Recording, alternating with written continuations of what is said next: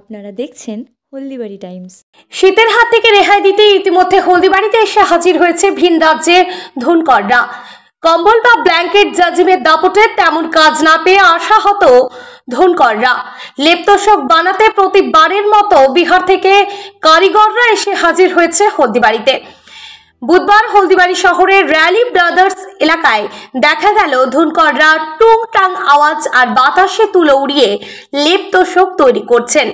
কেউ বা তা সেলাই করতে ব্যস্ত। বিহার রাজ্যের গোপালগঞ্জ জেলা থেকে আগত নূর মোহাম্মদ, কলম মোহাম্মদ, খুশ মোহাম্মদ, মুন্না মোহাম্মদ যা জানান, এখন তারা আগের মতো কাজ পান না। গ্রাম অঞ্চলে এখনো অনেকেই লেপতোষক নতুন করে গড়লেও শহরের মানুষরা তা করতে চান না। তাদের কাছে এখন লেপতোষক থেকে কম্বল বা ব্ল্যাঙ্কেট জাজিমের বেশি পছন্দ। মাথায় হাত ধনকরদের।